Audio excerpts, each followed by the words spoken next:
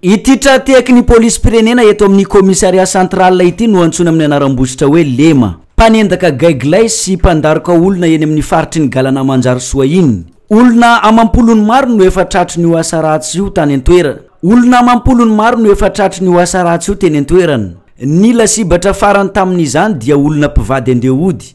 Ny alarobia 13 aogositra tamin'ny 7 ora sasany alina.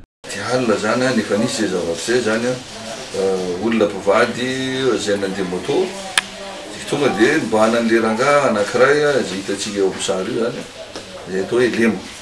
Io zany ohatran'ny hoe élément précurseur manao ny mission rehetrarehetra manafika an'le olona dia rehefa ohatra ka mijery le olona raha ohatra izy mandeha moto na hoe mifamaly aminazy eo voalohany dia tonga am'izay le namany bebe zany manampy an'le Lema io anendaka an'le olona zay tiandreo endana zany ka ohatra mamaly am'izay zany dia tonga dia vonondreo misy zay olona miregistrandreo amin'ny fotoana anaovandreo an'le fanindroana iny ka tamin'ny alina moa zany olona mpivady nandeha moto dia tonga dia ty Lema ty tonga dia avy any nantona ny teo dia hikapoka avy an'le madama iny dia voadona an'le ve zany le ramatoa zany dia nanjerany tsara tamin'ny tany dia maratry izy zany dia le rangahy vavady moa zany saika anentsika azy dia mbola mibahana an'ity Lema ty ny olona efa nanomboka mivory dia tamin'izay fotoana zay izy dia lasa mitsoka zany dia fanenjena tany anatin'ny maizina tany moa izy dia tratra izy miaraka amin'le vy zay namonoany an'le madama teo zany.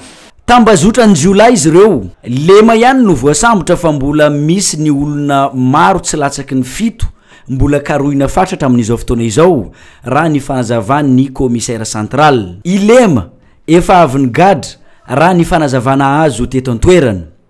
Atolotra ny fampanoavana vetrany ity farany miandry ny vokatry ny tsy fanarandalana izay nataony.